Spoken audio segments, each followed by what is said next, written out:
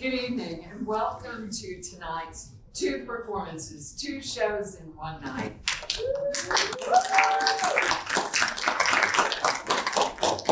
I have been very lucky to work with two wonderful students this semester for their capstone projects. These are their senior projects, what they are supposed to do to put their education all together. Both of these students had Reader's Theater with me, and as one of them likes to say, they have 15 hours of lingo. That means they've taken over 5 courses with me, and I'm so lucky to have had them. The first show that you will see tonight is a little different. If you're familiar with Dante's Inferno, which a lot of people are not, I had a student that decided to write it and modernize it. What would hell be like now versus when Dante wrote the original script? Think about it. Greed, lust. Oh yeah. So if you are insulted, just wait. We'll insult the other side too. All right? On the second piece, I have a student that I'm very lucky to work with as well that is doing a one-woman piece and treating it in 3 different styles. She's using AFA, which is the American Forensics Association individual events format for her introduction. She is using a solo performance as well as some spoken word, all put together in one piece. So I hope you enjoy this evening's show, and let us get the party started. Juan, are you ready? No. And I present to you Dante's Inferno modernized.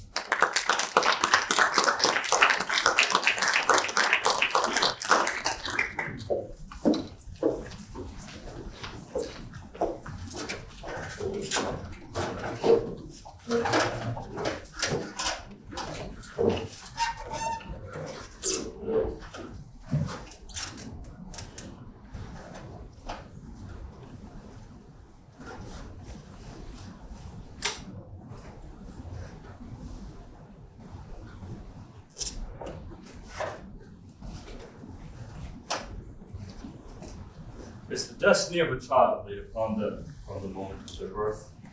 Is it predestined, or do they have a choice in how to live their life? Is mankind designed to give into instinct and education, or does it have free will?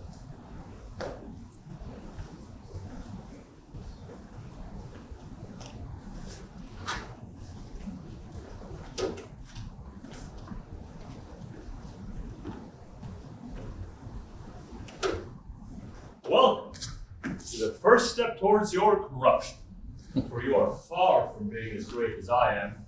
Who are you and where am I? All in good time, my boy, for you are in the presence of... Where exactly is this? In the presence of... Please tell me. In the presence of... Why am I here? What for? You're here. Who are you? That matters not. You see, your weak mind will not be able to understand just how much greater I am. I'm sorry. Oh no, you don't have to be. You see, this is a land full of the greats. The greats of what? Well, of everything, of course. You see, we are the people the world needed, but did not deserve. Of course, society was mentally frail, just like you, and many of the others were too. Don't give me that, it's true. You see, you may call me a narcissist, but the correct term is, I just love myself more than others. Frankly, I'm surprised that they can be considered in the same class as me. Ha! As if. Obviously, you're the one with the simple and frail mind compared to moi. Really? And them, I suppose. You are nothing. My daddy is the CEO of a company, which makes me better than you. That is true, Mipana. In the end, you are nothing compared to us. Clearly y'all are trying to say you're on the top. That would obviously be me. Everyone knows this fact. In fact, it's proven. Oh, great. That's right, great. Imagine how I was helping make America great again. You know, my father only gave me a small loan of $1 million. Just a small loan. Nothing big, of course, but I was able to make it big. Well, aren't you grand? I'm worth more than a grand, oblivious home. I was making the country good enough, but of course, they couldn't handle that change for the better. They all went against me. Slimy Joel was the worst of them. Like, seriously? Him winning over me? The only thing he should be winning is bingo and senior living. Dios mío. And I'll tell you what, I'm smarter than him too. It's true. This is a great nation and we speak English here only. If you don't want to speak English, then you can go back to where you're from. Thank you. That's exactly what I was trying to protect. The people of a great nation under me as their rightful leader. Truly a beautiful nation for the free and wonderful like me. That right there. Make our Inferno great again! Say it with me! Make our Inferno great again! That's right, they agree with me. You should just go back to where you're from. Whoa there. Go back to where I came from? You might want to check yourself, girlie. I was here way before you. Who are you? Wow, okay, you asked for it. I'm recording this. This guy right here is patronizing me. Pardon? We speak English here. If you want to speak Spanxican or whatever, get out of our circle. Listen here. You better back the fuck away. I know my rights. Easy there. Easy. This man is attacking me and not following the needs of our circle. As a woman, seeing a man, especially of a different race, not abide by my rules is very stress-inducing. But No, I'm not done talking. You are being misogynistic and patronizing me just because I'm a woman. You're being rude and uncooperative. You're literally making a scene for no reason. And all of this could be avoided if you just did what was right. You're being disgusted and hateful, all because I asked you to nicely cooperate. whoa, okay. Pendeja. Excuse me! It's about time we get out of here. Follow me, quick. But Now!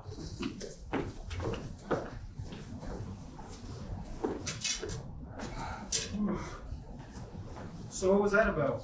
Do you feel that? Do you feel the shift in the air? Once you mention it. Look.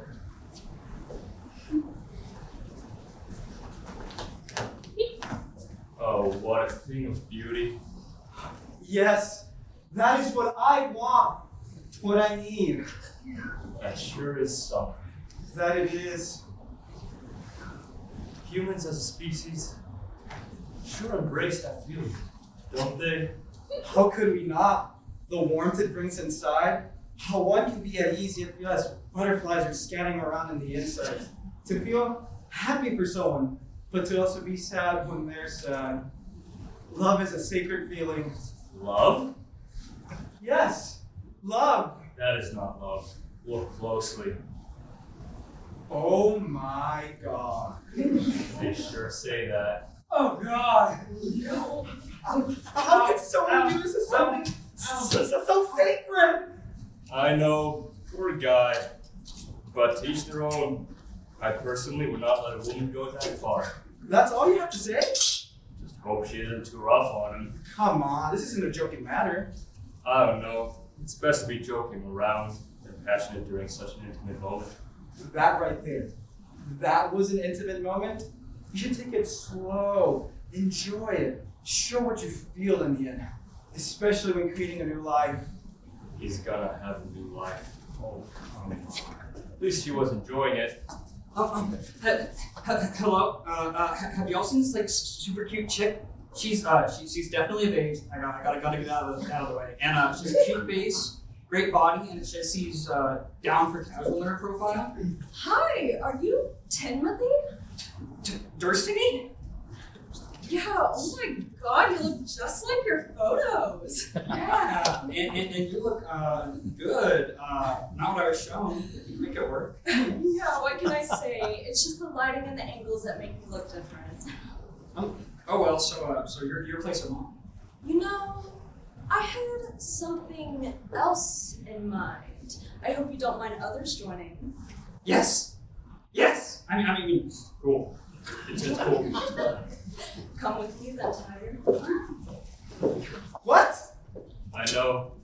Normally they go for the good-looking ones, but most importantly, the tall ones. Good for him. Lucky guy. Lucky? Come on. That is beyond messed up. Just like that? Well, okay, prude. Oh, come on. You can't seriously think this is okay to do everything. Prude. Fine. Maybe I'm just in the wrong. Look, it's cool if you can't get laid. Just say so. No big deal. No judgments. It's not that I can't get laid. I'm just waiting for the right one. You got a point. You just have to let loose. Feel the blood pump and go with the flow. Yeah, maybe you're right. How bad can it go? They all seem fine. Guys, be careful and always wear protection. Don't listen to them when they say it's their safe day. Another word of advice before I go. If any rashes pop up, check them out immediately. Pray it's nothing serious. Maybe you should be careful. Not like getting laid is a big deal. Spreading love across the industry, filming scene after scene from the big city to the far reaches of the sea. Weighing in at 212 pounds. Give it up for the man of sin himself, Tony C!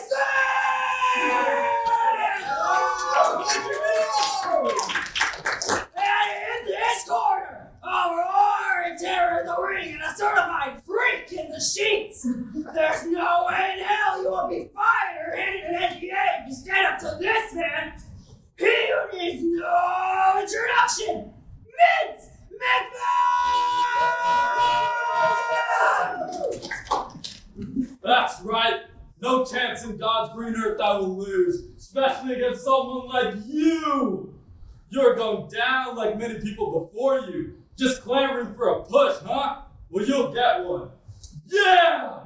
Big talk for a man that comes out small. But unlike you, I don't have to pay and make promises to do it. I get paid. I'm not going to beat around the bush, but for me to get down and dirty, I don't have to stick my nose or it's not wanted. That's it! Once I'm done with you, you'll be on your knees. And no, you won't be get tired from me working you past overtime. The only promotion you'll be getting is a demotion. Bring it on! More than one way I can go for many rounds. Hope you're ready to get down and dirty as the match is about to begin. What's this? Looks like someone else is entering the ring. No way! Can it be the big kahuna himself from the Big Apple, making the competition feel small as he crashes ashore? Fun for all ages and champion of the children's division.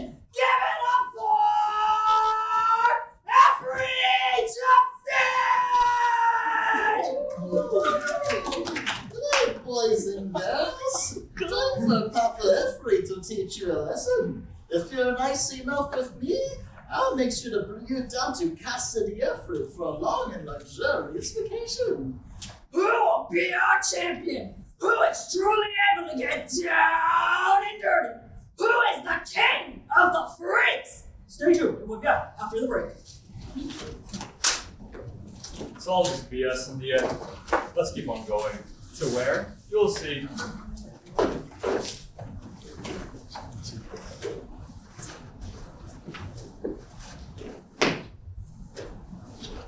Where are we this time? Got it. It's them. Hey guys, gals, and other pals. Welcome back to another mukbang video.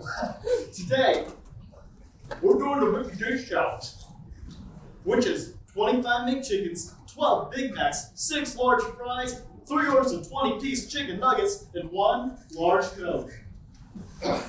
I got Diet Coke because I care about my health. Oh no! They got me Dr. Pepper. I ordered Diet Coke. Darn. Well, before we begin, make sure to click that subscribe button to join the family. Click that bell for notifications. Make sure to call a member. Yeah. I mean, keep in touch with us for exclusive content. Hey, Help Family, it's your boy Houston McVacuum here, coming at you with another video. Fuck! Houston, you can't cuss. You gotta follow the guidelines and think of our audience. Jimena, shut the fuck up. I won't record if I don't look good on camera for people to see me. Shit, cut the camera. We're taking it from the top. But I said we're taking it from the top. If I don't look good, then I just won't be in the video. Oh my non-existent god, Houston McVacuum. I'm a huge fan. What's good? So make sure you like, subscribe, and become a paying member to support the family. Not yet. Not yet? I mean, that's bad. How are you gonna be able to see what we are up to? I guess I'll just watch the free uploaded videos. Keep this between you and me. If you join the channel, you'll have access to content that others don't. And you'll see everything I'm up to with my family, of course. Wow, I never thought of it that way. Maybe I should join. You should. Babe, we're leaving. I got a new video idea. do you love me? What? Of course. We gotta get viewers in somehow. What a great guy. Seriously? Yeah, he's always so kind and energetic. He posts every day to make sure that we have something to look forward to, and he puts himself out there. Plus, he's an amazing husband and caring father. And you're getting this all from where? Obviously, someone has never seen Hell Family. Haven't you heard of never judge a book by its cover? They say that all the time. Well, I saw what's on the inside. You're just a hater. I bet you hate anything and everything. Oh, come on, I don't. Prove it then. I mean, I did enjoy that movie of an old series that came out in cinemas. Y'all know the one. They're trying new things and keeping it fresh for new audiences. It's good seeing more diversity and really feel like the originals. I mean, sure, first two were dog shit, but hey, last one felt pretty grounded. No. That's not how it was. They ruined it and it's trash now. What did they ruin? The old series, I had a new movie come out for audiences. You guys know the one? I mean, I liked it. I don't care what you like. It's not about that. It's about doing it as it should be. A person of color as the main character? What the hell? That's not even the source material. And then they have a woman serve as an authority figure. That's bullshit. I mean, it is a new take showcasing a different part of the universe and building upon what was established. Oh God, I didn't realize I was talking to one of those total idiots who's been infected with the woke mind virus. What do you think, good sir? It wasn't that good. What? It kind of sucked, man. I bet you just liked it because it reminded you of something that you watched when you were younger. It didn't really do anything new. Yeah, they tried replicating the originals and they failed. Yeah, it kind of sucked. It's like that game that they released that actually sucked. They did do great at first, but they did so many things wrong for it. They need to get with the times. What? You're infected too? Everybody knows that game was great. It did the exact same thing as the other 7 released. It wasn't good at all. It felt very stale. I must prevent this from spreading. What is he doing? Not a clue. Maybe we're getting pranked for a video? This is no prank. I will bring tranquility, order, sanctity, and entitlement to my own sanctum. Shut!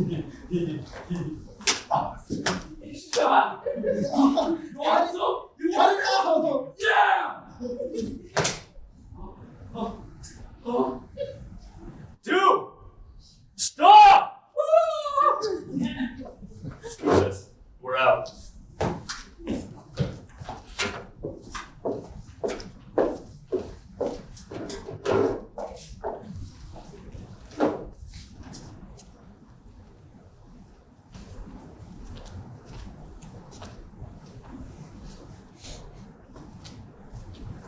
wow.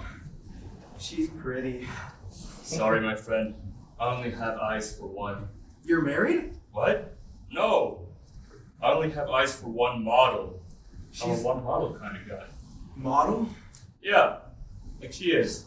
Oh, she does modeling. Not that kind. She's an entrepreneur that uses what she has for a living. Oh, and she's also independent. Not quite. She does do some collabs. I mean, growth is important for business. Do you know what her business is? Hey, baby. What's up? Real quick, don't forget to subscribe to my OnlyFans. It's only $30 a month, and it gives you a chance for exclusive content. If you want it's only $30 a video, and if you want a custom video, don't be afraid to hit me up. It's normally $40 for a 2-minute video, $100 for a 10-minute video, and if you want one longer, you can always message me and we can talk payment. I mean, details for your viewing pleasure. Love you all. That is Hell No Bitchy 420, by the way. TTYL, and I also do meetups. What the fuck? Seriously? Oh, not the fruit thing again. What? $100 for a 10-minute video? Someone is out of their mind. Is she an escort? What? No. She's a model. But you said she's independent. She is. She is a strong, independent woman who faces the world head on and uses what she has to her advantage. Plus, she's in the top % of the site. 30 a month? $30? Do you have any idea how low 30 a month is? You can't even buy a Bugatti with that, much less get any girls. I mean, who says we need money for girls? Listen, if a girl sees me walking down the street, a man with an E33 812 copper-colored car, a pair of $40 nunchucks, some tacky sunglasses, loafers, and a super yacht, compared to you, a guy with a hoodie from Goodwill, a haircut from Great Clips, who do you think she's gonna choose? It's what's on the inside that counts. Bullshit. The only inside they care about is the inside of my super yacht. See, you're a zero. And the worst part is I like zeros, but only when they're showing up on my bank account. Well, Just shut the hell up. I'll teach you how to have a successful life like mine. I'll bring you from rags to riches. so how would I didn't say you could talk yet. Now, you all may be wondering, how could I ever have the luxurious and lively lifestyle that a handsome and successful individual such as myself has? You can't. You're not as good as me. But I can teach you to have something very similar. And all you have to do is sign up for my classes at the Sophisticated High Life Institution for the Talented. With SHIT, you too can become a desirable individual above all the lowly peasants. People will be asking, do you have a Bugatti? What color is your Bugatti? Classes are taught by those from the top of their class, such as, I am your fitness coach, King Liver! If you want to be as big as us and as natural, then do I have the routine for you.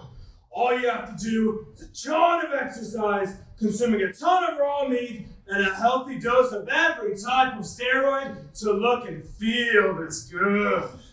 Sup, bros? It's your boy, Pokin Law. I'm in charge of the business classes here at Shit, and I'll teach you how to be an entrepreneur.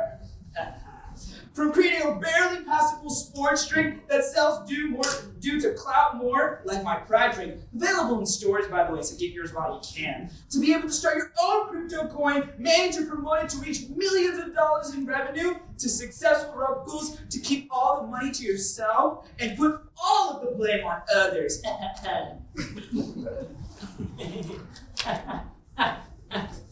10 through 8, I answered your call, my master. I am Cucko. And I'm in charge of the communication side for your degree, as well as the psychology department, and helping you out towards establishing the most healthy relationship you can. After I allowed my girlfriend to sleep with other guys as I watched, I learned a happy relationship can only work if you are honest and open. And I, of course, am more than happy to share this online. that's right, Cucko. Now sit. Join Shit today, and you can hope to become just as influential as us. You too can can be just as strong as us. Happy partner, make yourself sound. You speak when spoken to. Remember, guys, it's better to be full of shit than having nothing. It's only $400 a class. It may look like a lot, but that's just because you're broke. Now, that's no way to bring others up. The Lord himself said to treat thy neighbor like thy brother. Ain't you that pastor that got all them private jets? The jets aren't private. They are the Lord's jet, as he always rides with me. I can't ride in Jesus' business and economy for those devils in those tubes.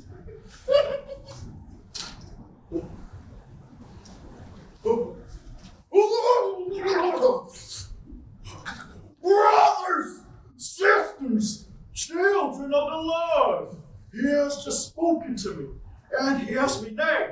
He demanded of me that to spread his word, and to do that, you must contribute to the Lord, not just with your words, but with your hard work. So give to the Lord as I rise to the skies and fly with him.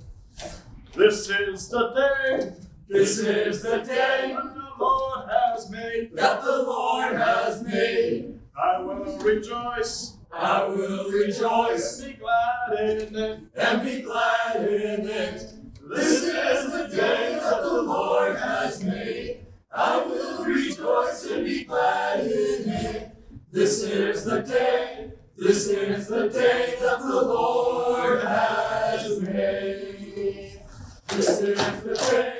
This is the day that the Lord has made. That the Lord has made. I will rejoice. I will rejoice and be glad in it. And be glad in it. This is the day that the Lord has made. I will rejoice and be glad in it. This is the day. This is the day that the Lord has made.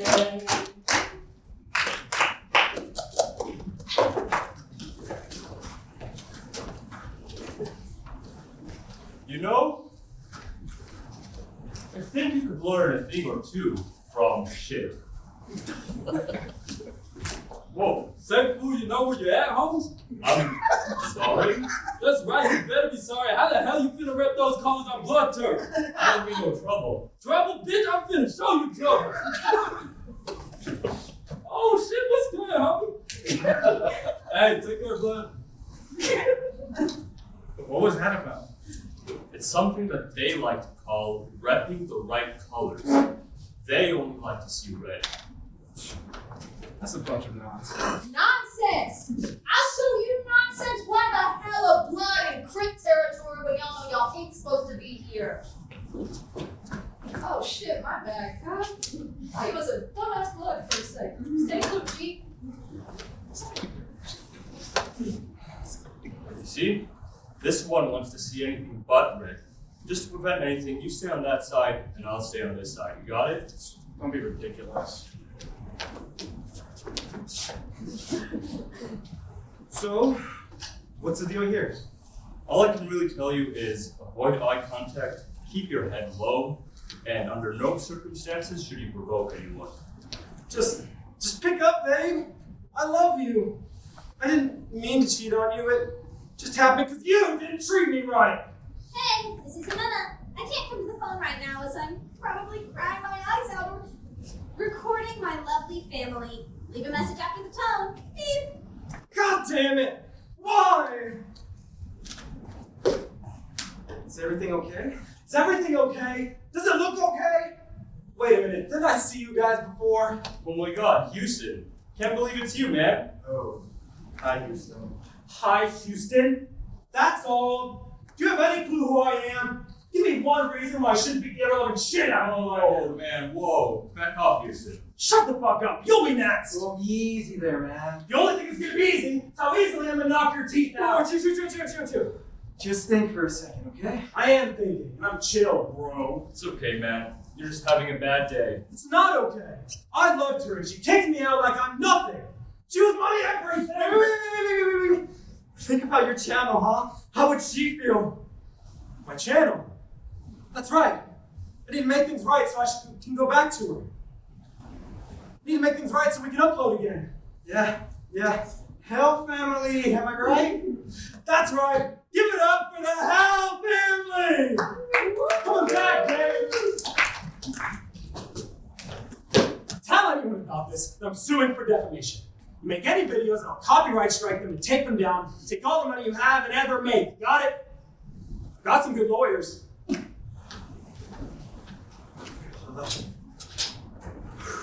Thank God. You're welcome. Seriously, what was that about? Looks like he wasn't having a bad day. Poor guy. Bad day? Poor guy? Why's that? Dude, just chill. It's not that big a deal. No, I won't chill. Not when you have me dragging around like some kind of dumbass around you. Do you have any idea what I am feeling right now? Of course you don't, because you're just a self-absorbed asshole who sees this as some sort of game.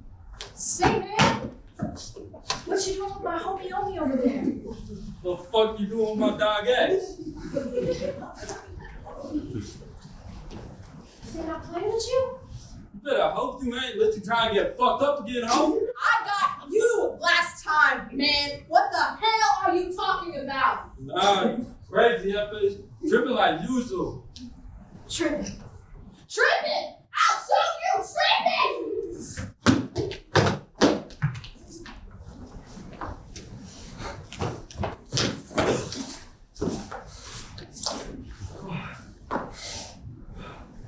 Look, man, about what I said, it's been a long day.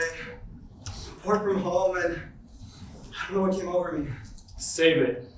I'm sorry. I didn't mean it. I just want to go back home. I shouldn't be here. I'm not like these people. I'm not like you. What? What's so wrong with that? That's not what I meant. Maybe I was wrong about you. You seem like a real asshole. You know, you do belong here. Maybe you're right. You know, you're right. I am an asshole. I'm a piece of shit too. You're right.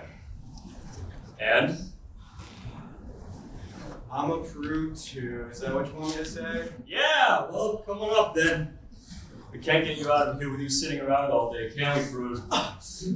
You mean it? Of course. For you see, 1, 2, 3, 4! Get them away from our homes! It's all their fault! They're taking our jobs, they're smuggling drugs into our beautiful country, they're a danger to our society, and just go back to where they came from! they're ruining our society? Yes, right, brother, and they're doing so right under our noses. No way. Yes, way! And we both know who's doing this to our beautiful country. Say it with me now.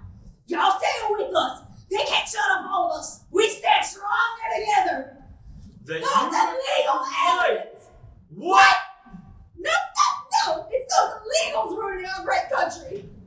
They're bringing drugs to life and crime. They're taking our jobs. They're taking all the opportunities from us. They're running this country to the ground, and everyone will not stand for it. Did I mention how they're bringing drugs and crime over here? How will destroy the lives of our sweet and innocent children? This is why we need to get rid of those goddamn aliens out of their country. They will ruin them. I see what's going on. You're one of those alien lovers. You have a legal fever. I can see it on your face. You have the whole spectrum of colors. Stay away from me. Don't want none of those colored charms to destroy my sanctity. That's right. I may not love him as much, but he sure loves me. No homo, right? Full homo. No! Not our beautiful country! Mom! What are you doing? Think about the children! We did. I'm worried about what children will think after seeing that. What will they think? Come on, it's simple. If children's oh god.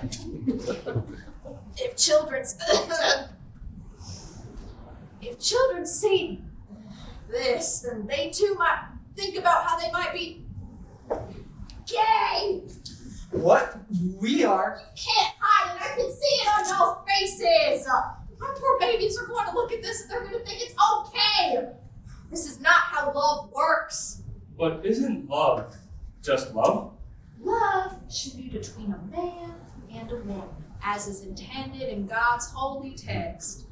When children see this, they will become confused and they will think it's okay. And then what's going to happen? They're going to think, hey, maybe I should be gay too. And then that's not going to be enough. They're going to mutilate themselves and become freaks of nature. The horror of even just thinking about it. Ma'am, what if I told you she is a man too? Too far. Witchcraft. You'll see for the children. Seriously, man. Too far. Oh, come on. Who's making the proof now? Well, well, well. Look who it is. What is it now? I come in. I wish not to engage in such fisticuffs. That's surprising. Yes, but not as surprising as women being involved in our games and movies as leads and bringing them all down. I can't believe they made a woman the lead in that movie. That's not canon. The worst part is it just doesn't make sense. It should be its own franchise.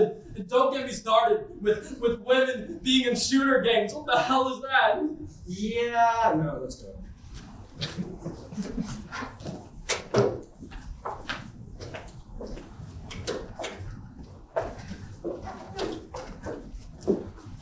Arise! I come today to you not as a leader, but as an equal. For far too long we have been oppressed, and our demands have not been met. We must rise up! Rise with me now! You! What do you fight for? What do you fight for? Your mom. Now say it loud with pride! That's right! We will ride in the streets. We will be heard. Blood will be spilled. The witches in hiding will come out, and they will pay for their crimes. We will bring our rage to the streets as we rise for our rights. Amen!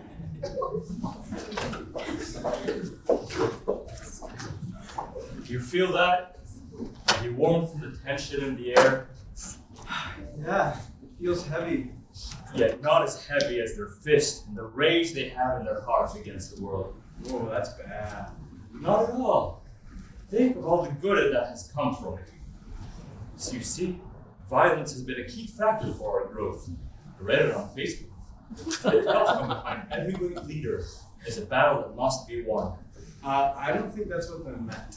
I think it was more in regards to the self and the... You're wrong.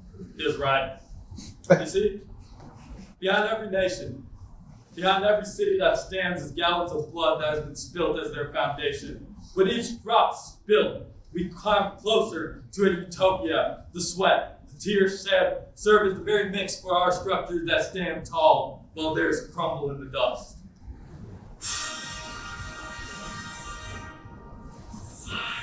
Do you hear that?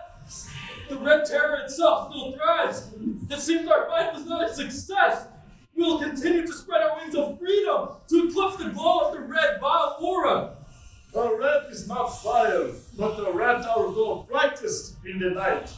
We fight for unity of the motherland, for the motherland herself is weeping, begging to become whole again, and this will be done at any cost. We will crush all below our feet, eclipsing the life of fathers, mothers, and children who dare oppose us.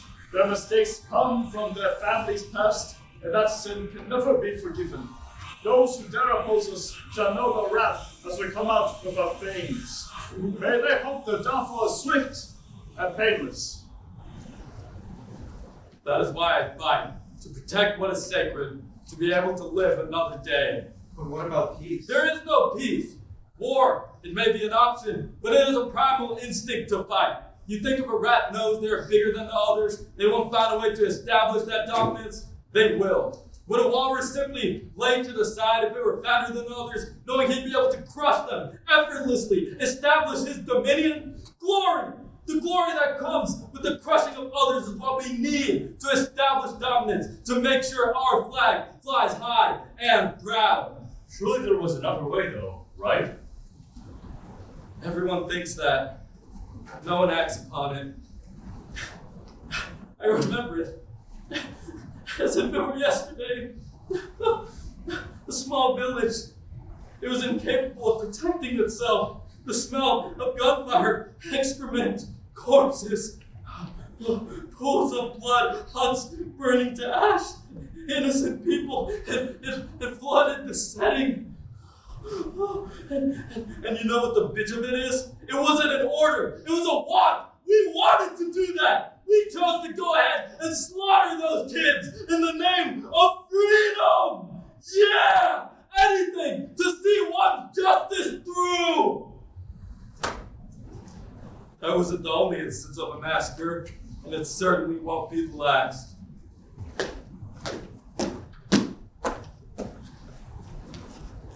It's truly fascinating, isn't it? What is? How one minor action, a desire to discover something new, can wipe out thousands of lives in just seconds. Never mind them, but also the effect that comes after it. It's not instant petrification or the burning of the skin. It's the decay of their mind and body as they become less than human, subhuman, if you will, even in their own neighbors. And you? What about me? That doesn't matter, for I became a hero, an icon at the time for helping bring our soldiers back home. My actions were eclipsed by the outcome. The day we unleashed the sun itself on those cities was the day that the light inside me was extinguished. I'm just a man set in time for an invention that carries the fate of the world in its very atoms. So a weapon that becomes the very sun. Can a weapon also be made to eclipse it? Mama?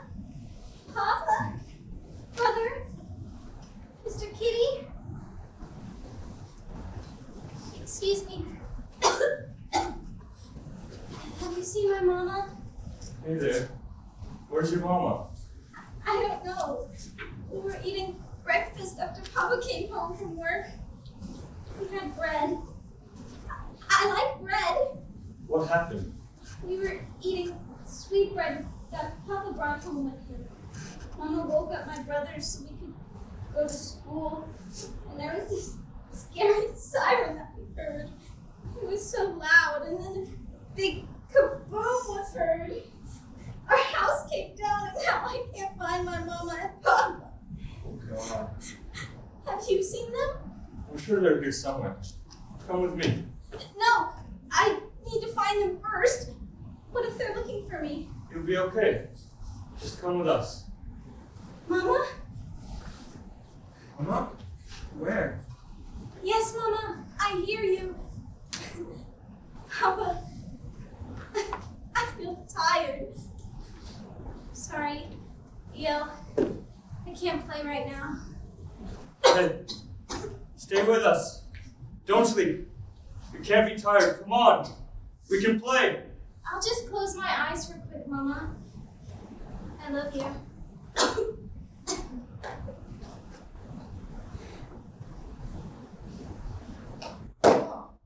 Oh, man, this isn't fair. That's the way life is. I'll give you a minute.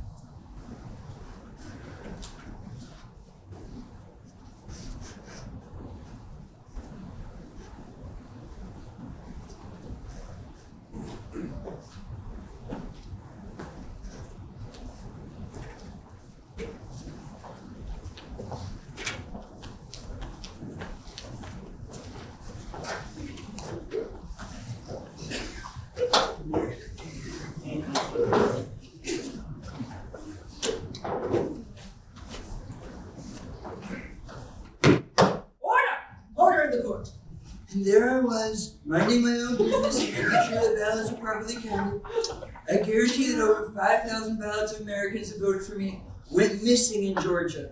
In fact, their American spirit was so strong that they came back from the dead, sprung up from their graves to vote for me. As a matter of fact, I can say with certainty that Sleazy Joe is the one that hid them. Do you have anything to say, Bo Jinen? Chocolate? Chocolate chip? That is true. It is a nice day for ice cream. Classic Joe deflection. He's deflecting because he knows it isn't true. This is complete bullshit. And you are conspiring to make sure I cannot steer this nation in the right direction. He has made a mockery of the position, and he is too old, too frail, and too weak to even be outside of a senior home, yet let alone by himself. Do you have anything to say about this, Bo? Lie? Where's the teleprompter? In accordance with the law and the evidence presented, you are found guilty of fraud. Fraud upon yourself, the people, and most importantly, the nation you swore to protect. Your bond is set at $200,000. Pleasure doing business with you. Breaking news. One of the Tardashian sisters has declared that she is going to be running for president. Miss Tardashian, what do you hope to achieve if you are elected? Well, what I hope to achieve is make wearing Gucci and all of that a common thing for our people. Growing up and having to struggle as an adult for my stuff was extremely heartbreaking. Make sure you're getting this on film. Having to put in the work and sweat for my Gucci and my bags and dresses was truly devastating. I still remember those cold nights without fancy clothes or a mansion to keep me warm and dry. Well, dry when I wasn't using the pool. Any comment on that video? What video? Well, you know, the one with Ray. That never happened. But AI was used to replicate my image. it was 2003. You're being so mean and inconsiderate of my feelings. You are being distasteful and disgusting. I apologize. That is all. Thank you. And make sure you got that all on film and no double chin shots.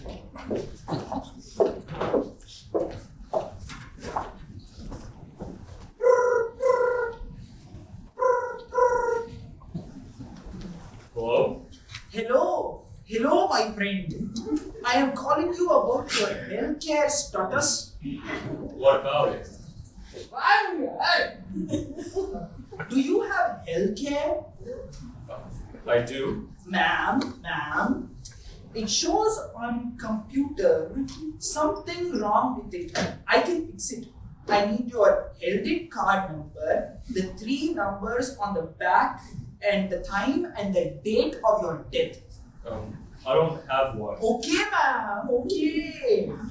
I need you to go to the store, get a $500 gift card for C-phone. Get it, tell me the number so I can process payment and get it fixed. Okay, so get a $500 gift card for a seafood, and then Hey, that was important. Trust me, homie. I help you. Read online, that's how they get you. Where? Does it really matter? Yeah, of course it matters a lot. It has to be a reliable source like Facebook or Cinderpedia.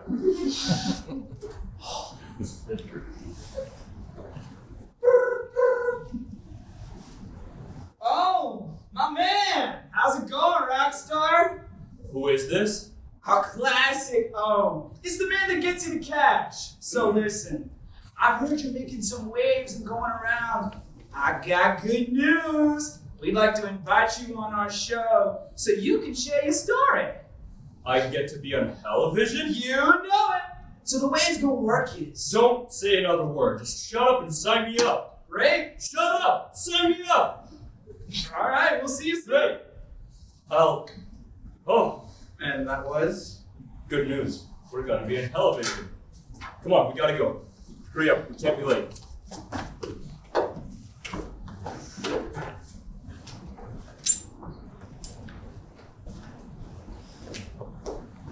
.666 News. Jacob Johnson coming to you live after the hearing.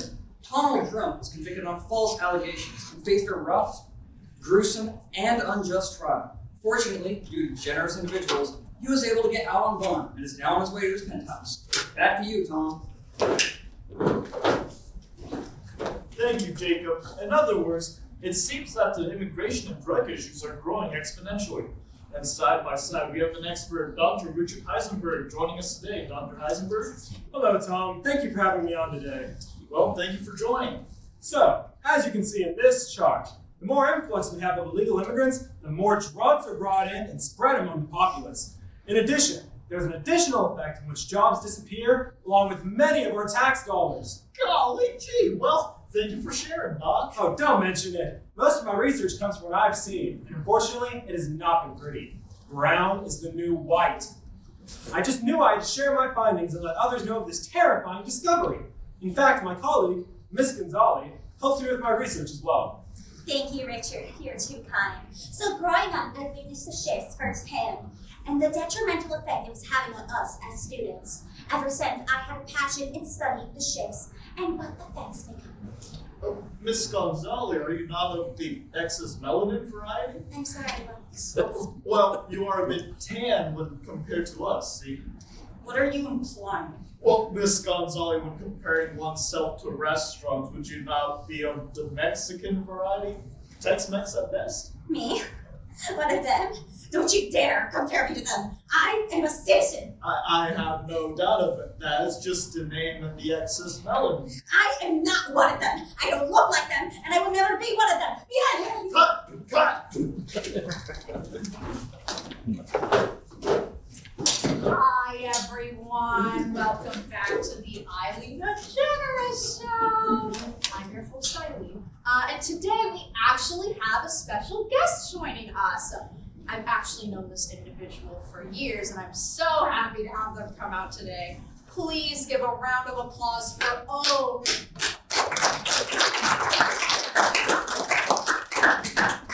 Hey, Eileen. It's so nice to finally meet you.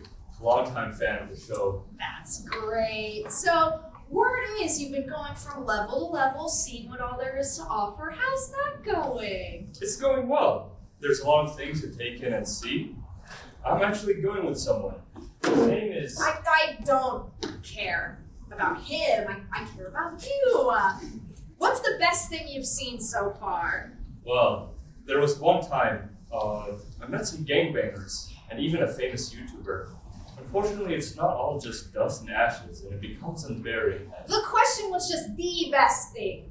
You know, one, singular. One answer, please. So, what made you want to go on this journey? Well, that's a funny story, actually. There I was, just focusing on myself, as usual. And then my new buddy, actually, come on. The question is about you. I was getting to it, Eileen, but unfortunately you were cutting me off. You speak when I ask you a question. I didn't ask you a question. I'm trying to, but... I didn't ask a question! Whose show is this, anyway? Is it the Ohm Show, or is it the Eileen DeGeneres Show? That's it, then. Everyone, boo him! Boo! Yes, come on! Boo! Boo! Alright, shut up! What an ungrateful and sad soul you are, Ohm. I'm doing everything to be nice and cheerful, and, you know, you just don't want to cooperate. But you know what? I don't have to take that. Have fun on your shitty journey, Ohm.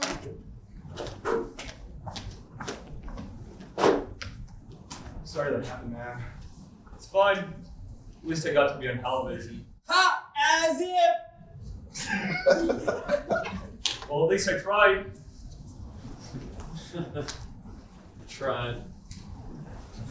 I tried before. That got me nowhere. Well, you just gotta keep on trying. For what? To mess up again? Become a big failure? I wouldn't say that. Oh, you wouldn't. I mean, you just gotta keep on going, you know, you gotta lock in. Lock in. I'll lock in, Whoa. right? Put that down. What for? What for? I got nothing to live for anymore. It's just one bad day and every damn thing goes to shit. I tried. I really tried to be my best. just wasn't good enough. Calm down, breathe, and think. I'm so done thinking. I just want to close my eyes. I want to be left alone forever. Hey, what about coming with us? What? Really? Yeah, I don't see why not. I do.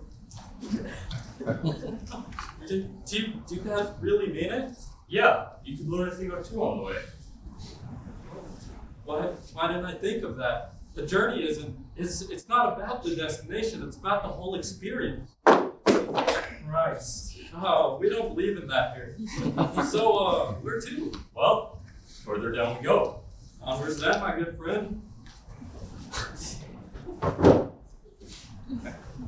Well, here we are. This being where? Well, the better center.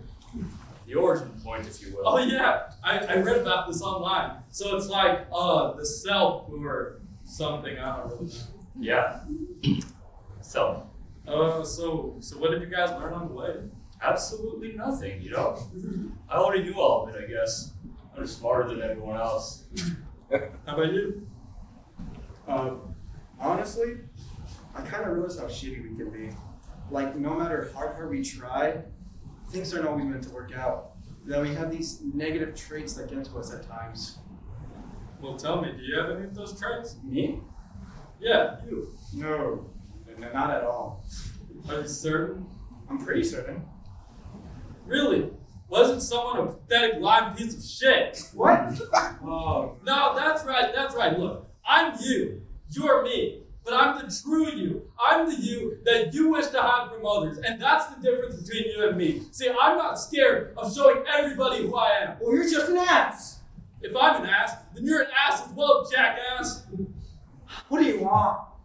Just admit it. Admit what? Admit what you really are. You're no different than anybody here. The only thing that sets you apart is that you aren't here yet. But soon you will be. Time catches up to you. It catches up to all of us. Instinct takes over. It corrodes your very soul. I won't. I won't be like them. That's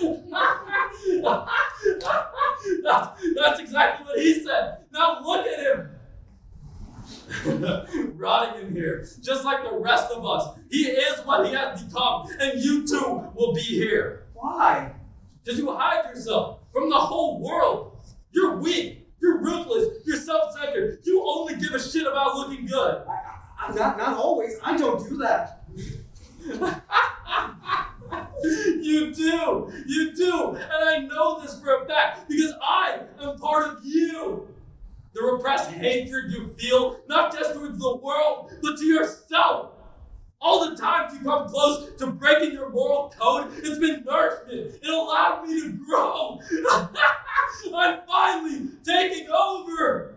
So no matter how hard you try, you will never get rid of me. Every single part of this damn Inferno plane, it's a trait that you embody. You like to present yourself as something different. That's bullshit. See? Look at you. You have nothing to say. Always speaking down on the sin of others. You can't make yourself a saint when it comes to it, can you? Tell me, what do I have to do? Tell me something useful for once, god damn it! There's only one thing you can do. You must face the facts and accept who you truly are. Who I am. Who am I? That's for you to decide. Now go on and decide. It's up for you to do so. No one else can do it for you.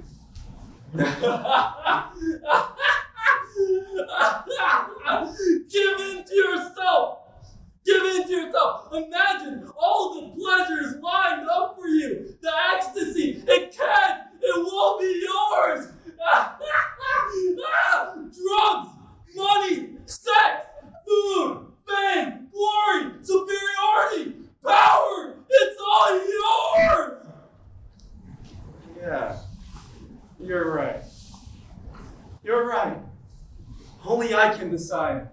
My life may be predestined, and instinct may get the best out of me at times, but Fuck that if I can't shape my destiny, decide my fate, and have control of my life. Thank you. Thank you for being with me.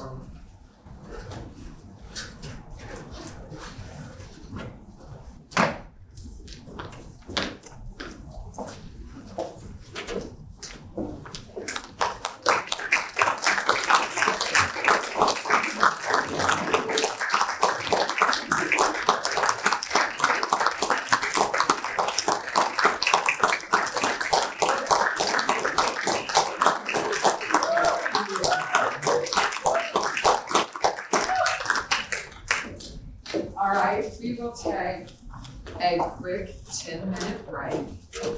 They will get these things off the stage, and you will be able to see our second piece, which is, as I said, a one-woman show written.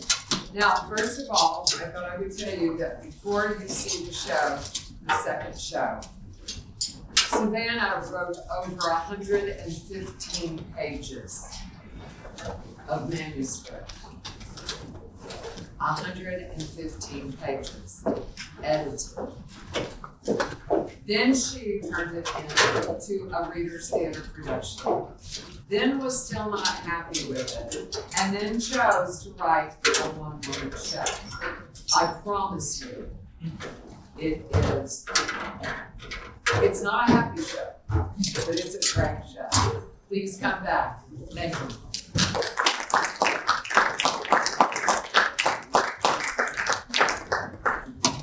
Then, Savannah, you ready? Yes. You ready?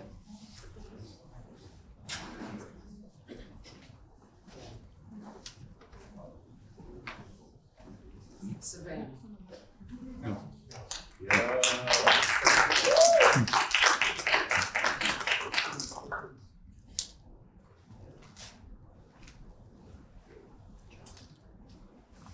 I felt unheard my entire life. So let me say this, which I will only say once. Listen, and listen closely. Listen, and listen imaginatively. Listen, and listen to learn. I'm going to tell you the story of heartbreak, humanity, and healing. I'm going to tell you of an untimely death. I'm going to tell you a story of survival. So listen, and listen well. In middle school, I started sexting boys from other schools or who were older than me with the sole purpose of feeling alive, at least as I understood it. And the emotion in question is not one I knew very well, but its mere existence drove me to madness. I used to get so excited when men put me in impossible situations, and their words always meant the most. You're so beautiful. Your body is incredible. Are you a virgin? You know, those situations where I had to choose between my own self-worth and their pleasure. And they were always willing to do more to achieve what they wanted. And they wanted my body in any way they could have it, forcefully or not. The depths of hell, humanity, and healing. A true story written by Savannah Sauseda for the purpose of understanding my own survival as a Reader's Theater performance for all survivors and a voice for the innocent. The problem is, they only ever wanted my body. And I'd be lying if I said it didn't kill my soul a little bit every time no one wanted my heart. For a long time though, it felt as if only one person wanted my heart. My beloved grandmother. My emotionally abusive grandmother, my abuse survivor grandmother, my selfish and selfless grandmother, my loud, rambunctious grandmother, my scared of the truth grandmother. The woman who taught me that being an enigma wrapped in a riddle isn't that hard if you're trying to keep a secret. When my grandma began her descent into bad health as the family had never seen before, she shut out my abuser uncle months before she died. That's right, my abuser uncle. A man I loved A man who tortured me? A man who loved me? Are you listening in? Grandma's declining health wasn't my priority. She had always been sick to some extent, and this was no different. She promised me my entire life that she just had to make it to when I was 18. So why was everyone so worried when I had 4 years left? My grandma, the enigma, didn't break promises to me. My grandma, the enigma, my grandma, the abuser, didn't treat me or talk to me as a child. So I knew she'd make it through. Right? And I miss that, the childlike belief that if someone tells you, an adult, someone you trust, someone tells you something, you just accept it as fact. And then she went into the hospital and they said she wouldn't be coming home. She was a fighter. She had been her entire life. It took her 3 days to be moved to hospice. And I couldn't bring myself to hug her in hospice, where she was a ghost, a wisp of the woman she had been my entire life. And what a silly thing, my entire life. What a silly thing to say at 14. What did I know about life? My entire life, she picked me up from school, never missing a day. And in 8th grade, the same year she passed, I walked to my mom's at the high school, and I wanted to hang out with friends, and I wanted to be a young adult with a hectic schedule, and I was so in demand. It's just merely coincidental that while I wanted to spend time with friends and become a young lady, prove I could be independent, she was leaving this life and became dependent on me. But I wasn't there for her the way she needed or deserved, when she needed me most. But her death is complicated. Her death is the only reason I'm free, and her death, quite frankly, is the only reason I'm able to tell this story. Every day she was sick and refused to see my uncle, I was safe from dealing with his perversions. Every day she was sick, I was safe from cleaning my body, from wiping blood off of me, from hiding what was going on, and keeping a secret I never asked to have in the first place. And her death, though, is the beginning of the worst part of my life. Going through something difficult isn't the part that shapes you. Remembrance is what kills. So what? She's dead and I'm free. What do you do with freedom? I liked the cage I was in. I memorized every inch of my cage. I knew where the cracks were, the impenetrable doors, the escape route that didn't work the first 1,000 attempts. And I hope you're listening because I won't repeat myself. I liked my cage. I knew my cage. I didn't ask to be let out of my cage. Don't throw me out of a tree expecting me to fly when I didn't know my wings could expand. Don't ask me to soar in a world that I didn't know you could live in. And don't ask me to be a kid. What the hell is a childhood? But I did. I did what I do best. I thrived. I learned how to showcase confidence even if it didn't exist. I learned to block the largest parts of my childhood. I learned to live with shame that wasn't mine and smile. You better smile. Because if you don't, they'll know you have something to hide and you don't want to get Uncle in trouble. Do you? No. No, I'm obedient. I'm a good girl. I do what I'm told and I try to never cause a fuss. Uncle, he taught me to be obedient. Uncle taught me that you're good. Maybe you won't get raped every day after school. But obedience isn't about subservience. Obedience is about using people who want to control you. Obedience is about getting what you want, all while being a good, conniving little girl. I've struggled with a lot in my life, obviously. But the biggest is my identity.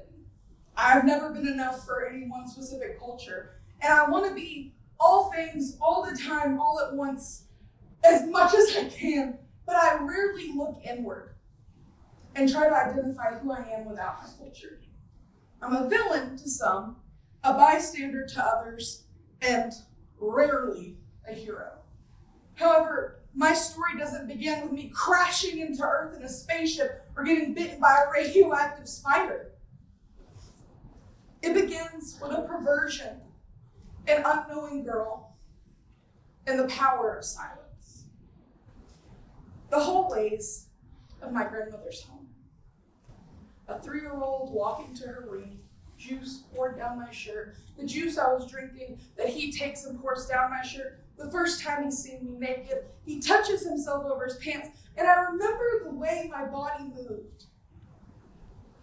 And call it muscle memory, or call it that tragic remembrance I recall. I call it the beginning of an education in sex I never asked for.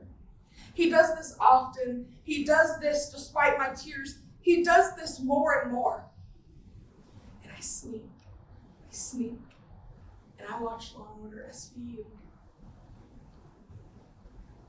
What Uncle does to me is bad.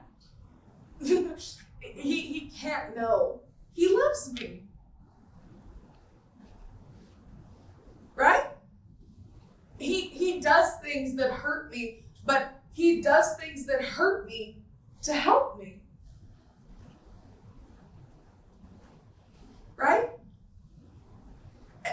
I must tell him. And I tell him, and he throws me down on the concrete slab of my family barn, and I can feel the blood trickling down my legs, and I slam my eyes shut. The blood, it's warm and it's comforting, and I try to breathe, but he keeps putting his weight on my chest, and I tell him I'm going to tap to Mom, and he tells me my mommy knows. He tells me my daddy knows. He tells me everybody knows, and his breath reeks, and his hands are calloused, and his words, they burn holes in my brain. Holocaust survivor Elie Wiesel said that words can be a prison, and I've never felt this to be more true. And I have to keep my mouth closed and be a good girl because I'm a good girl, and I keep my eyes closed, and when he's done, I wait for him to leave. I'm so stupid! How could I solve my own problems? I'm not bleeding. I've peed my pants. And Uncle knows he has total control of me. Uncle knows that I'm so scared I'll pee my pants. I was terrified. I was 5'0". I was 9. And I accept all the pain I feel because maybe this is how God is punishing me for not telling anyone sooner or asking for help. I don't know that I deserve peace or any of the strings that come along with it. Peace are for girls who follow the rules and don't follow their uncle into a barn when they've been told their entire life he's weird. Peace isn't for girls who are the favorite grandchild and in turn cause all the other grandchildren pain. On my 12th birthday, he gives me the birthday present from hell, and I bleed for 2 weeks. I tell my mom I'm just having a rough period, and I form a habit of repeating his questions back to him so I can know the correct answer and how to respond. If he asks if I want to go to the pasture, I repeat the question and wait for his answer. If he asks if I'm okay, I ask if he's okay and wait for my cue. If he asks if I'm going to tell, I tell him I learned my lesson a long time ago. And he stops coming around when I'm 13 and I'm free to be a kid, but that's the catch. I don't know how to be a kid. What do kids do? While girls were hanging out after school at the mall, I was getting molested in my grandmother's tomato garden. When other kids were worried about Santa knowing they punched their brother, I was dreaming about my funeral and thinking about how freeing death would be. He rapes me and he assaults my spirit. And I know everyone talks about trigger words, but let me say this: rape, rape, rape, rape, rape. You know what my trigger word is? Christmas. Everyone is so happy and the tree is up and Santa's coming down the chimney. I don't want any more men coming down my chimney. The presents my grandmother gives me are all the happiness I can muster to be near him. I am wrapped in nail polish, and I thank God it's not Uncle's breath in my ear. A decade. 10 years. 87. Well, 87,658.2 hours. Time I spent afraid. Time I spent thinking my murder was imminent. Time I spent walking around that beautiful cage, hitting each bar. And if you walk in circles, there's an infinite number of bars, so it's not that bad, right? The key to surviving Uncle was reading him. And because of that, I can read men. I know when a man wants one thing from me. I know when a man has already undressed me in his head before they cross the room. I know when a man crosses the room and starts to act drunker, so I'll excuse his behavior. I can't say that I'll ever be the same because I don't know who I would have become. I don't know who I would have become without this darkness looming over a decade of my life. I don't know if I would have depression or days where I can't get out of bed or days where I starve myself because all I can smell are the hand-rolled cigarettes Uncle would smoke before threatening me in my face. And I would love for my origin to be a dark, mysterious cave. But it's a well-lit hallway that I must walk down every day, no matter how many picture frames and memories are hanging up. I get to live with the burden, not him. And that's not fair, but nothing about what was done is fair. And it makes him one of the worst people to ever exist. I forgive him. I forgave him a long time ago. If I hold on to my anger for Uncle, I hold on to his memory. I hold on to the little girl who went unprotected and broken. As much as I would love to know that little girl, I hate her the same way she hated herself. And I can't see her without seeing him. And I can't remember her without remembering him. And I look at her through that same broken mirror that she saw herself through. That little girl doesn't exist anymore. And although I carry a few of her heirlooms, she's gone. And it's an odd thing to lay part of yourself to rest. But that's where I'm at. That little girl's soul was taken long before her body ever was. And it seared an idea into my brain that I don't deserve to feel pleasure. And pleasure is a word far too many people associate with sex or sexual acts. And I know it's quite comical for me to say that sex is such a small part of life when I'm up here talking about sex and how it's controlled my life. But I already thought that I deserved next to nothing, if not death, from the sexual abuse my uncle carried out against me. I didn't deserve the pleasure of a family or of simple comforts. I didn't deserve to feel the pleasure in the little things. Pleasure is reserved for people who bring others peace and create positive change. And pleasures for people who don't cry every time they get undressed to take a shower and look at themselves in the mirror. And I don't know if there are any amounts of "forgive me, Father, for I have sinned" that could save my soul.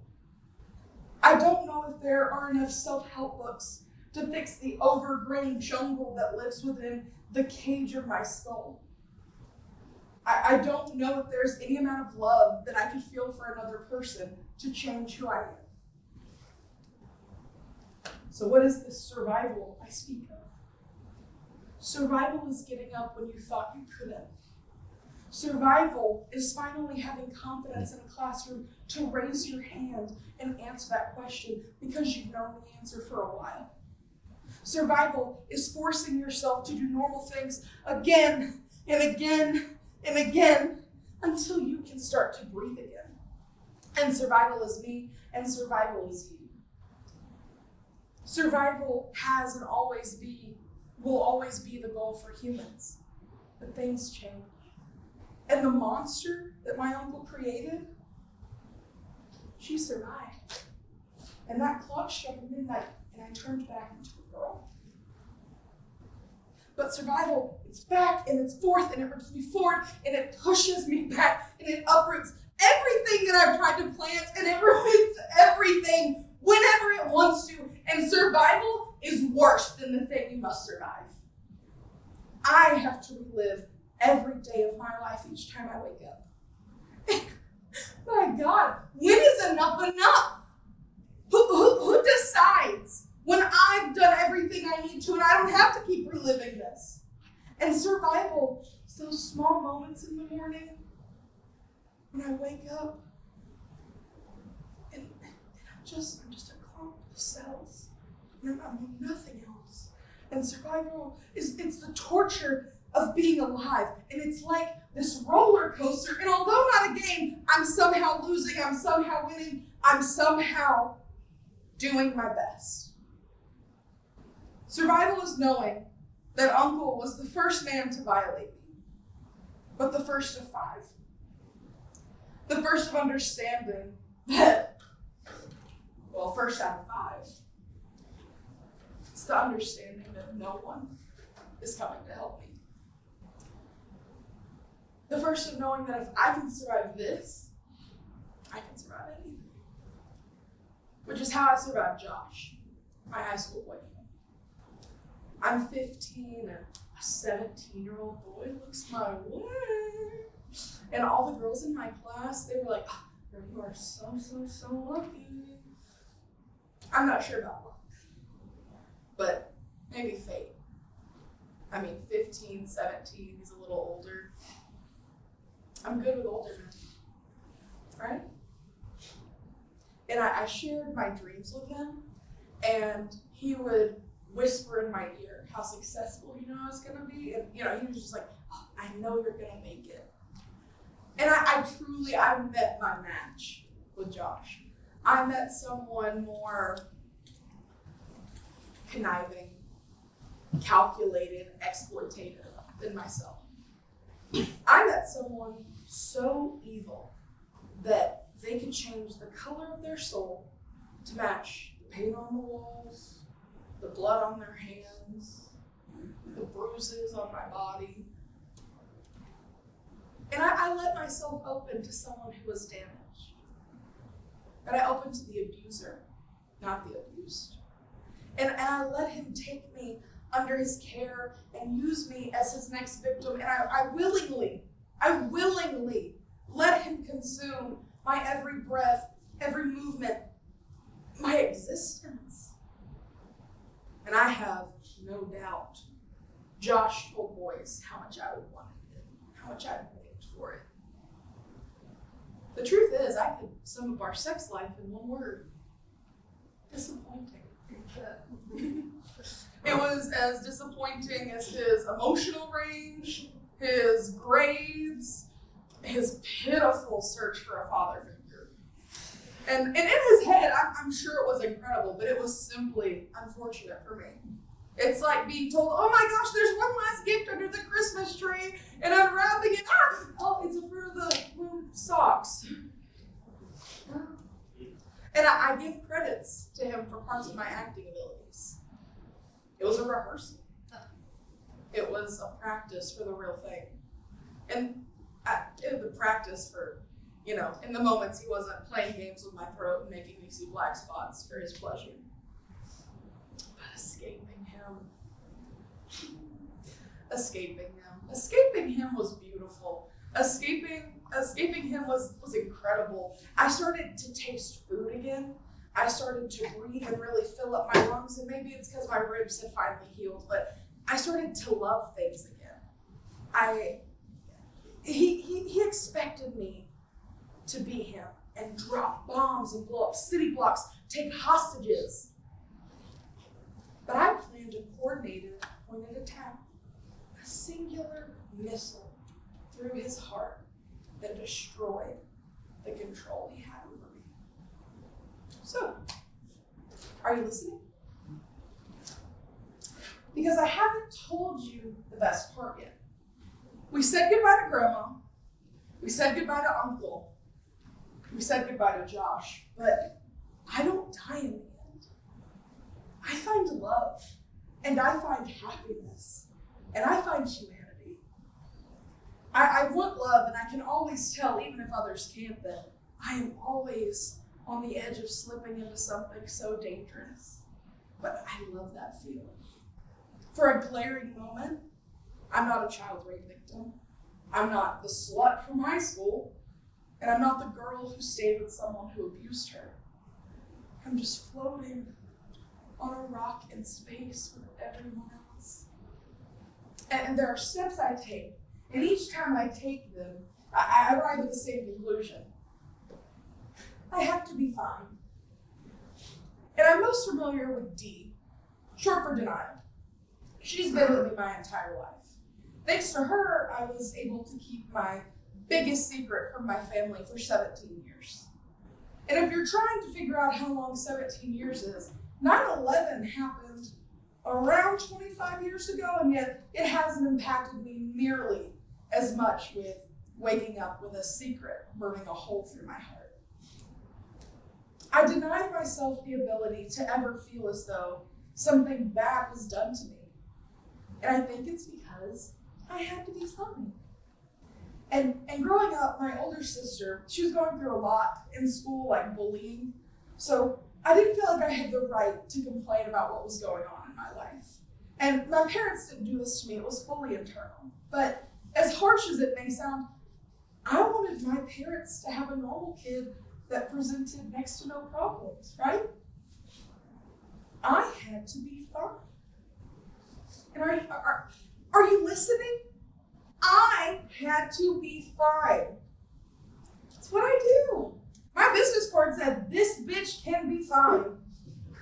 And I knew what it meant to be sad, and I hated seeing my sister sad. And I would ignore my problems in this universe and every timeline if it meant she got the love she needed from my parents.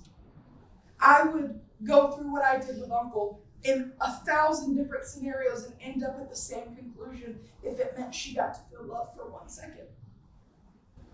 One thing I cannot deny, although Dee likes to whisper in my ear, is the first love of my life was my sister. And she would take a bullet for me.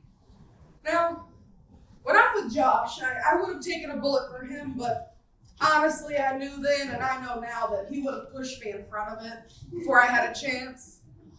But dear God, I loved him. And he was mad because I was stupid. And it's okay that he hit me that one time and the next time and every time after that. And do you know why it was okay? I loved him, right? And he told me to my face, the face he lied to all the time, that he loved me. Do you know why it's okay so many years later? Because I loved him. And for some terrible reason, I denied for so long that what he did was wrong. I never needed to forgive him because he doesn't exist. The boy I fell in love with months before he started hitting me doesn't exist. He showed me that love isn't gentle, love isn't kind, and if I leave him, love will be hard to find.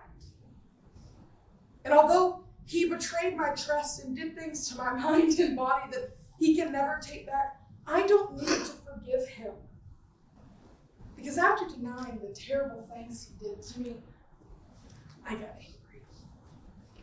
And I know anger well. Uncle scared me the most because although now I know how empty his threats were, as a kid they felt real.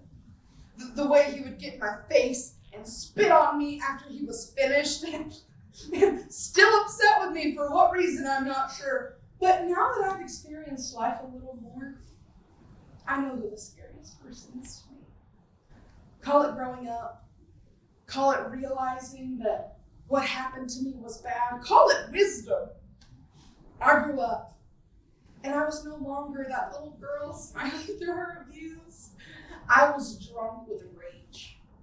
I wanted to crash cars. I was burning down buildings, and I was crying for anyone to hear me. And I love getting angry. It's scary. And for the first time in my life, I get to be the one that everyone's afraid of. I know who the scariest person is.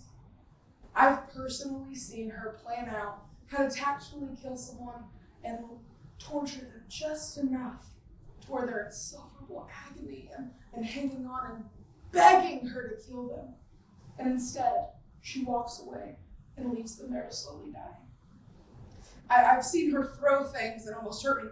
Hell, I can't count the amount of times she's hurt me, and she scares me more than anyone, because just over that hill of yelling, of throwing, of big anger, she's a little girl just crying for her mom. And now she's angrier than she was before, because if you can imagine it, she's gone silent. Because silence is safe. Silence makes Uncle happy. Silence means Josh won't hit you as hard. Silence is deadly. And my silence is scary. I think it's perfectly acceptable to be most afraid of yourself in this world. When people ask me why, I tell others to get out of my face, or most commonly walk away from situations, it's because I'm the only one in the room aware of what I'm capable of. And everyone thinks I'm so funny and can be a little harsh when I'm in a great mood. Imagine what I'm like when I'm done with somebody and when someone has done me wrong for the last and final time. But I'm odd in the way that I usually, in its entirety, skip over bargaining. Useless. What am I, bartering? Am I trading? I'm not trading. I think it's because my depression is there to welcome me and do his arms and hold me. And he's the only one in life who I know never let me go. And he doesn't want to let me go. I cry to him and he combs back my hair, kisses me gently, and tells me that if I stay with him, I will always feel his comfort. But he always reminds me that if I leave, like a drug addict, I'll be back. Truth be told, I always come back to him. I love him more than anyone in this world. And every day I'm alive, I spend hating myself. I spend ripping my toenails off when I'm anxious, pulling at the fat on my stomach to triple check it's not a costume I forgot to take off. But who's there waiting for me in bed? Who's waiting for me in that food I'm gonna binge? The love of my life is. And he hands me every bite, and he pulls at my fat for me. And without him, it's hard to write, it's hard to let go, because sometimes I get so depressed and so sad, I need his bitch of a supervisor. Acceptance. I can say without a doubt that I don't reach acceptance a lot. I don't like it, if I'm being honest. I spent so much of my life accepting that this is how it's always going to be, and I'm tired of it. I want to be angry and cause a ruckus. I want to feel suicidal and hope a car hits me. I want to hit a man who hurt me in a car while he's crossing the street, and I skip over acceptance. Maybe it's because all of my life, all I've gotten from her is wanting more, feeling like she can't deliver what I want. But depression and anger can. And while I'm internally dying and suffering, I make sure everyone around me is happy and laughing. And it's the saddest thing about me, to be honest. Because through all those things, through my childhood, through breakup after breakup, I believe so deeply and have faith in humanity. I believe because of how I've seen my father survive his own demons. I believe because of the laughter my sister brings to my heart. I believe because of the grace my mom has given me when I didn't deserve it. I believe because one day I wandered up to a roof and I saw a boy with the thickest glasses you've ever seen in your life. And I was able to see an entirely new viewpoint. I don't always wear gold jewelry.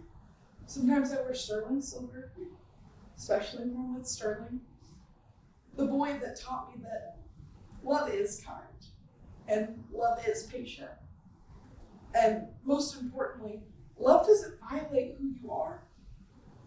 And every day I get to be with him as a gift. Because every time I laid on that concrete, I would pray to God to send me just one man who treated me like a delicate flower and not a $2 whore. Every day I was with Josh and on the floor, sobbing from him kicking my stomach, I would ask the universe to show me what it's like to not flinch when someone goes to move a hair out of your face. Every day, I get to wear my sterling silver jewelry and have my sterling protect me. Because I discovered an ancient amulet of protection that night on the roof. I believe because sterling showed me peace and gentleness. I believe because if I don't, what is this all about? It's the therapist who fell into my lap and has never shown me anything other than kindness and love. It's the girl who stopped me from jumping from a 5th floor parking garage my sophomore year of college. It's the maintenance men who told me to have a nice day after they replaced my bloody mattress. It's when a barista tells me to have a wonderful day, or someone I don't know opens the door. How can I hate everything around me? And there are these little things that were never asked for but are done. I love my humanity, and I believe in telling people to have a wonderful day and holding doors open. The thing that nearly destroyed me day after day, year after year, is the only thing that keeps me holding on sometimes. I get to rise from the ashes over and over again, because if there is anything the men who have tried to ruin me know, you can't kill me. I love my humanity because I get to have a second and a fourth and a third and a sixth and an eighth and a 10th chance at happiness and a good life. Remember, Elie Wiesel, a Holocaust survivor, told us, words can be a prison, but we use words to break that prison. My word is simply humanity. The key to my cage is humanity. My survival rested solely on humanity. And I love my humanity because, damn it, are you listening? Did you hear me? Or did you simply listen to my words? Did you hear what you wanted to hear? Or did you understand me? I love humanity. I love how bluebonnets grow on the highway. I love how water feels on a sunburn. I love how trees can grow when there's been a fire. I said earlier that there are 5 men who have violated me.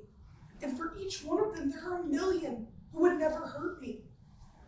I was 3 when my abuse began, 9 when it escalated, and 14 when it ended. My entire life. I have decades of happiness ahead of me. And so does everyone else. I'm obedient and I listen to my parents. I listen to my mentors. I listen to God.